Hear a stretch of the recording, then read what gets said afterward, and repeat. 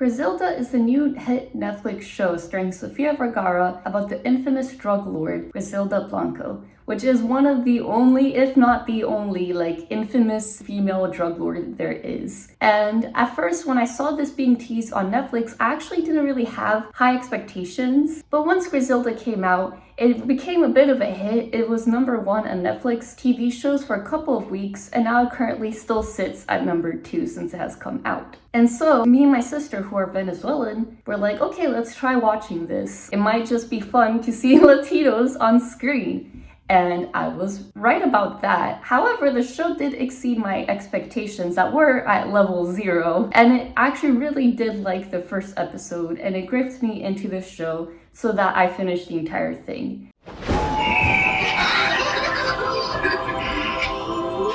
The story of Griselda is undeniably fascinating. The concept of a female drug cartel lord is undeniably fascinating. And clearly, it is resonating with audiences, as we can see. However, people who are passionate about Latino media representation have criticized the show due to the fact that it is quite literally showing one of the biggest stereotypes plaguing the Latino community, and that is drug cartels, being involved with drugs, selling drugs, being violent.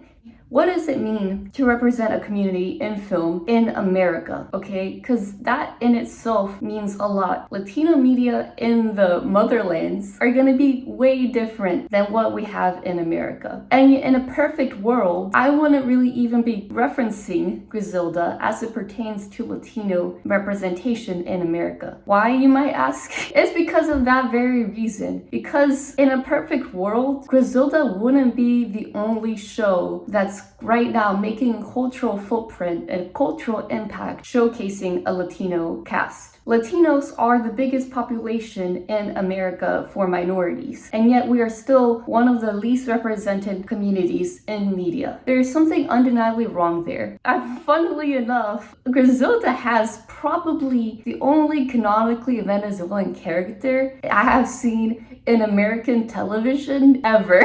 That guy, I forgot his name, he is probably the only guy I've seen on American television be like, I'm Venezuelan. And of course, me and my sister being silly, we're like, yeah. Because it's fun. We have to laugh a little bit, because of course, in the 20 years I've been in America, that is the first time when I'm 26 years old. And perhaps what comes at a close second is Fez in That 70s Show, but it's kind of hilarious that Fez never actually says where he's from, even though the actor is Venezuelan himself, Venezuelan Colombian. And I'm not gonna lie to you guys, I think that's a funny joke. I think the bit where we never know where Fez comes from, I think it's funny. However, of course, the way Fez is represented in that show is deeply problematic in a lot of ways. But let's get into it, right? What does it mean to represent a community, particularly in America? What does that mean? A lot of people are constantly discussing, calling for representation in American media in particular, without fully, I think, thinking about what are we really asking for? And what does representation in film and television really give us? It's not gonna solve the community's issues, and each community has very different issues to deal with, okay? And so far, actually, due to this lack of being able to have a conversation on what representation really means, it means that usually there's two very extreme sides speaking on this matter. One side is saying that we should have representation of diverse people in almost every television show and film, and if you don't have it, it's racist and exclusionary. And the other side is well, representation is stupid and it shouldn't matter. These seems to be the two opposing talking points right now of what representation means. And for me, it doesn't necessarily have to be this way. In each community, what they require and what it means to represent them has to mean very different things, because each community is very different. So I do think there can be a valid criticism in the way that sometimes in television they sort of, without a lot of deep thought or meaning, cast a lot of different, almost every kind of minority person there is. No one acknowledges it and everyone just kind of gets along. And sometimes that can be fun. Honestly, sometimes in a cute show for maybe teenagers or something. It's nice to see diverse people just doing their thing. However, I think there can be valid criticism there because that almost feels like a very neoliberal band-aid of representation on top of like, why are we doing this? What does it mean? Why are people particularly looking to film and television to make a difference in their casting choices? Sometimes, as someone who's Venezuelan, who's a woman involved in the film community, I'm always seeing people just when it pertains to their community and why is it important to show your community in film and television, the answer really is always like, it's important because it's important. And you know they're not wrong, but it leaves a lot to be desired. It leaves a lot to be desired on what it really means and what are you really doing and what is the real goal. And to some that might feel a bit unfair, like, oh, you know, white men don't ever have to justify their presence on television and film, why do we? And I think that's fair too. But it's like, if we want substantial, deep, meaningful change and representation in film and television, and beyond that as well for our communities, I do think we have to be quite aware and really ask these questions and really get into what it all means. Now, for me, what I think the point of pushing for representation in film and television is to humanize communities that are otherwise sometimes being dehumanized. And so that's why the fact that I'm even like talking about Griselda in the context of Latino representation is so funny. It's not funny, but it is funny.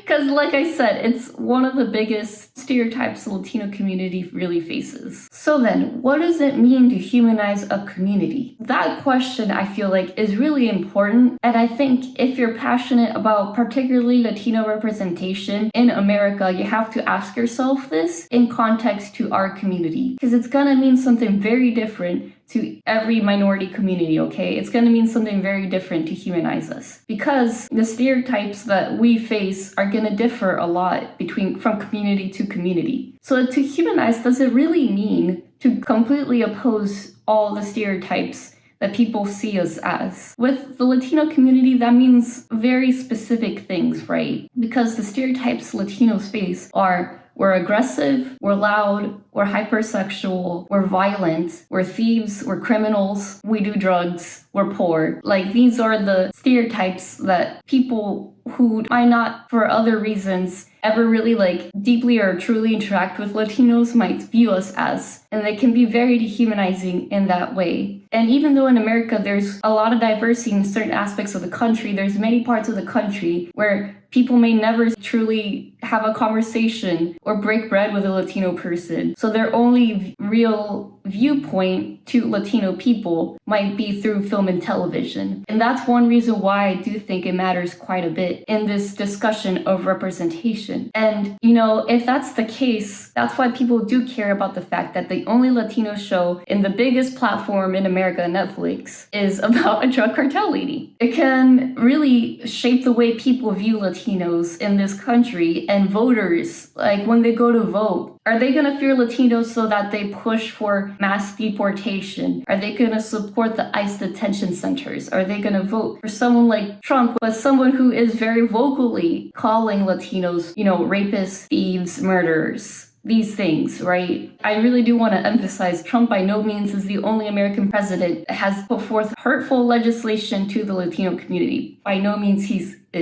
just one of the most like bluntly vocal presidents to say it. There is something inherently frightening about that to the Latino community. But then again, what does it mean to humanize a community? Latino media in general and film and television has not been doing too well. The pressure of representing your community might be one of the reasons why some of this film and television that's being put out for Latinos, things like Flaming Hot Cheetos film, is really not resonating with audiences. What is the case there? That's kind of the pitfalls of representation because the stereotypes that plague the Latino community, you know, being angry, being loud, being like sexual, these are just things that also are just part of being human. And then secondly, stereotypes, even though they are harmful, I think anyone from these communities can acknowledge that they come from some truth. Griselda is a real person. She did exist. The fact that Latinos were, through different circumstances, pushed into the way of survival is through selling drugs, being involved in the drug cartel. That's a reality. So I think Griselda and Flaming Hot are similar, but also almost representative of two opposing spectrums for Latino media. Because Flaming Hot was like this super like capitalist, super whitewashed. And I don't mean whitewashed in like race, but I mean whitewashed in that it kind of just wants to show happy, nice, sweet Latinos. And I don't think that really resonates with audiences because to be a human is to be flawed. And particularly in America, I think what we're told is what makes an interesting story. Well, what makes an interesting story is conflict. What makes interesting characters? It has to be their flaws. So I think sometimes with things like Flaming Hot, when it's so almost sterilized, such a unrealistic and authentic portrayal of the Latino community that does have a lot of complex flaws, as any community does, as any human being does. When you make something, I think maybe trying so hard to go against perhaps stereotypes or just do so in a way that feels like you're stripping away complexity, stripping away authenticity, stripping away flaws, I don't think that's going to resonate with audiences. And it's a little bit similar to that neoliberal band-aid, just like casting a diverse cast without really acknowledging the realities of what different communities face. I think the pressure in itself of dealing with stereotypes and how it may affect your community does make it rather difficult sometimes. How do we humanize Latinos? And so I don't think the answer lies in things like Flaming Hot that kind of wants to sterilize Latinos or these inauthentic sort of representation of Latino community. Frankly, Latinos are just not interested in it. They're not. I think Latinos would rather see anime.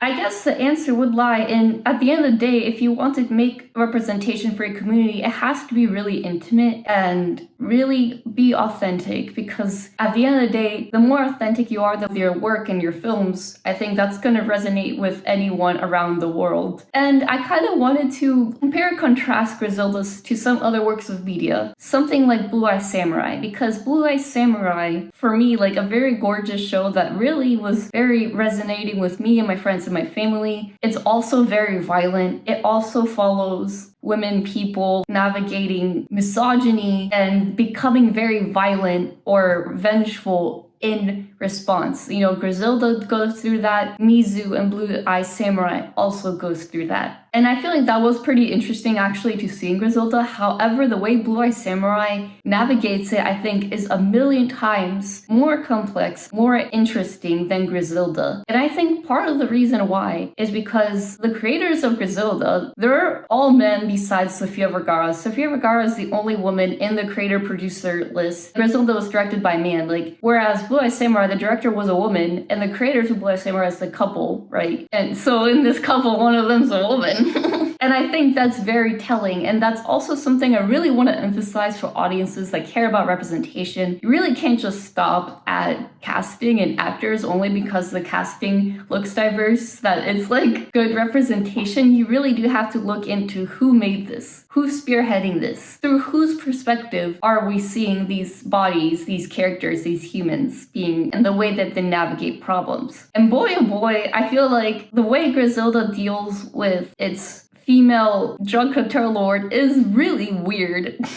And apparently because the show almost seeks to take away the responsibilities from Griselda, this real person that killed, I think, supposedly almost like 200 people, this real human that has done these grave crimes. The show really pushes you to be like, oh, well, she's a good mom. Oh, well, she's violent because she's smoking crack. And that's strange in itself, right? And apparently these male filmmakers that were making Griselda said that they were trying to consolidate Griselda being a mom with Griselda being a drug lord, which is really weird. And I feel like shows that these filmmakers have some weird Madonna complex that makes moms like saints, when that's obviously not the case in reality. Moms are just human beings like anyone else, and whatever flaws they have before mom, they have those after being a mom.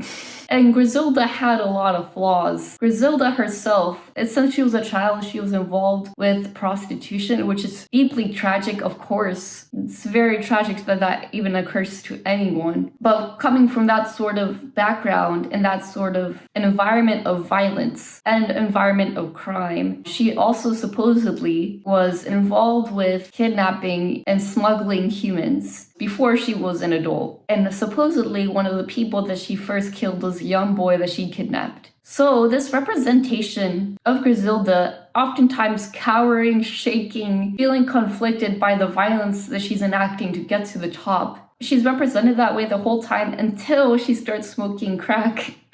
And that's when she's like, we see her truly scary and crazy side. First off, I don't think that's accurate at all to the real Griselda, someone that has been deeply ingrained into a livelihood of crime and violence. I'm not trying to take away the fact that she was a victim in ways, because yes, but that's also the paradigm of abuse. So many abusers, so many people that commit violence, they were victims of it themselves. That's a very human thing, right? So it's a bit odd that I feel like in film and television, that's not really given to women. And another example I want to compare and contrast Griselda to is the film Monster, starring Charlize Theron. That one is a very interesting film, I think, to compare and contrast Griselda to, because Monster was also criticized for similar reasons of perhaps making this woman who is a serial killer too sympathetic and maybe emphasizing the fact that she's a victim a little bit too much. And I think no one can ignore the fact that most serial killers and most drug cartel lords are men. And Griselda and the lady in the Monster are obviously very much in the minority when it comes to these violent crimes, right? No one can really deny that. It's factual, it's statistical, but it's a bit odd, isn't it? What does it mean to deny to women the fact that if you are abused, if you face so much violence in your life, because the lady in the Monster, she herself was also a sex worker. And I think the film really emphasizes how having gone through men treating her with violence and degradation, maybe perhaps that's what led her to becoming a serial killer of these Johns, right? And I think that's valid, but it's a little bit odd how when we represent women who do these violent crimes, it's really emphasizing that. And then for particular in Griselda, it really does take a lot of accountability away from Griselda. It's almost like, oh, she's only violent and paranoid and all these things because she's inebriated by drugs, when that's obviously not the case for the real life Griselda. The real life Griselda was doing a lot of these things her entire life. Some may argue through necessity, but even though it was a tactic of survival, you're still kidnapping people, you're still killing people, there's still real life consequences coming from that. And it's weird. It's weird that women don't get that same, if you face violence, then you yourself might become violent. I guess it might be changing now with shows like Blue Eye Samurai and Griselda kind of showcasing that the women are also capable of these things too. And I don't know, that's in itself, it's interesting, isn't it? And what does it mean? I do think it's almost like a weird way to kind of dehumanize women too. Because why are we kind of thinking that women aren't also capable of fighting back, of being part of this paradigm of abuse? It's a bit odd, isn't it? And Monster, played by Charlize Theron, who she obviously is a gorgeous woman. The film itself shows Charlize really looking like the real life serial killer and completely transforming what we conventionally think is a beautiful woman into someone that is not so conventionally beautiful. And that's interesting too. What does that mean? I feel like I've seen online people making fun of Griselda Blanco's appearance in comparison to someone like Sofia Vergara. Sofia Vergara is very much, her typecasting thing is the hot Latina lady. And I did enjoy the fact that she was given a role that was more than the hot Latina lady. However, I don't think anyone can deny that even though they put her with a little bit of a fake nose, a bigger nose, it's funny because it really does nothing to make her look like the real Griselda. And I myself am not going to make fun of the way Griselda looks, because I think a lot of features that she has is just less Eurocentric features that a lot of Latina ladies might have. So I don't feel comfortable, honestly, making fun of whatever we might consider makes Griselda unattractive. I don't like how maybe some Latino ladies who might have similar features to Griselda hear that and what that might make them feel like, right? I don't like it. But I do think in the few photos that we see of Griselda, it's clear that she does have some kind of threatening aura. And I think Charlize, perhaps by donning this makeup, was able to kind of embody that more in her portrayal of her serial killer. And the way they chose to portray Griselda chose to kind of make her shake, make her be conflicted at the other drug lords. That was hard for me to believe that that's how the real Griselda operated, because we already are seeing how misogynistic these guys are surrounding Griselda. I think Griselda had to have much more of a threatening air to be able to like sit next to these guys and be competitors with them for them to take her seriously. And when I first was watching Griselda in my little pretty brain with where there's rainbows and sunshine, I was thinking, oh, this must have been made by Latinos. But if you look at the list of producers involved, more than half of them are just white men. And that's very telling. That's very telling. You gotta care about who's making these shows, their motivations for making these shows, their perspective, right? One thing I found particularly very distracting.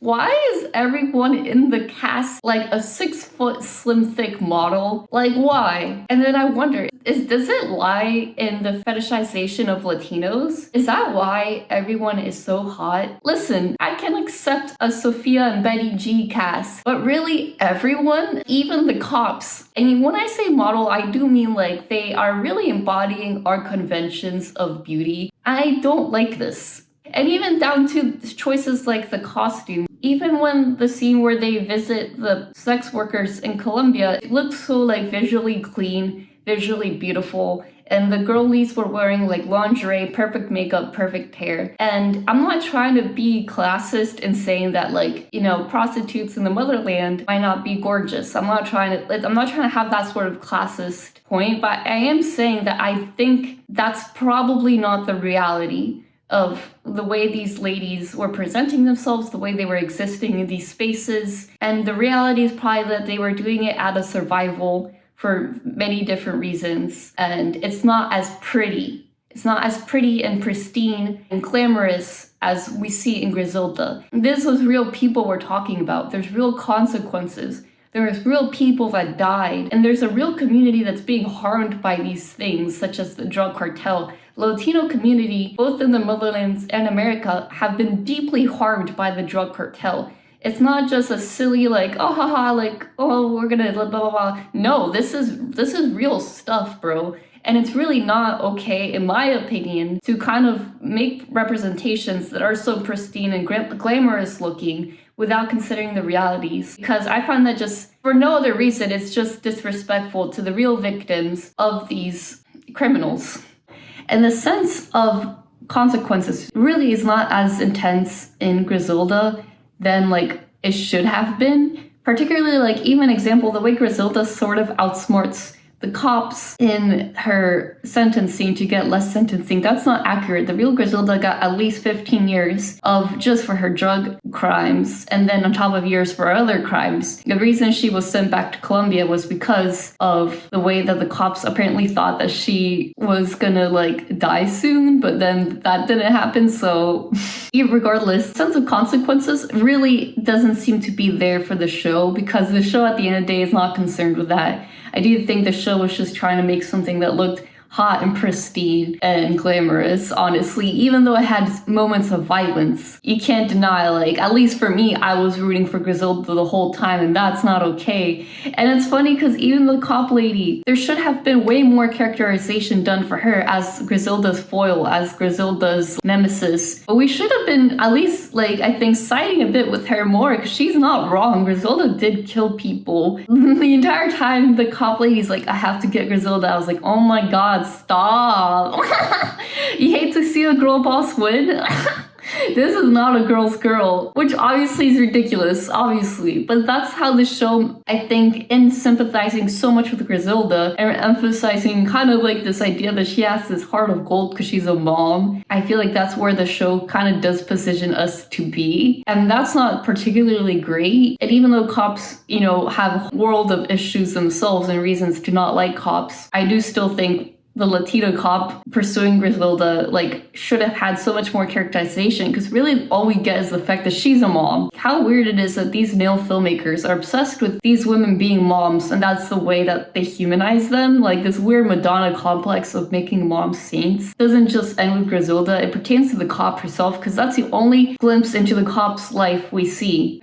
And then even with Griselda herself, it's interesting that we never really like spent time with Griselda's real life backstory, which I do think is so important to who Griselda is in real life. And yes, it's really intense and dark, I guess, the realities of Griselda's backstory. But instead we kind of get more of like, oh, this rich lady who's the wife to a drug lord who used to be like a sex worker, yes, but she's still like glamorous throughout the whole thing. A bit of an odd choice, I think. There's a lot of odd choices being made in the Griselda show, not even fully even pertaining to Latino representation, but just in general of like considering biopic, considering reality, considering consequences, considering characterizing women. Closing points, Latino media, you know, if you want to make representation for your community, there needs to be some kind of balance of acknowledging the very human flaws that exist in this community, while also giving us insight into ways that perhaps we exist beyond, you know, just being violent drug lords. I think that therein lies the answer. Shows are being canceled, shows are not being picked up. It's already like difficult to begin with. And the pressures of representing such a huge, complex community is already like so much more pressure than, you know, like what any white man, when he sits down and makes a film, like does not have to really consider. And I do think at the end of the day, the secret ingredient, the thing that might make a real difference is authenticity. Just really considering like what's authentic to you and your experience and what you know in your family, in your neighborhood, in your environment. I think that's the only way that we can truly make a Latino representation media that's going to resonate with audiences, not just in our community and also beyond, because even though we belong to these communities, we are also human.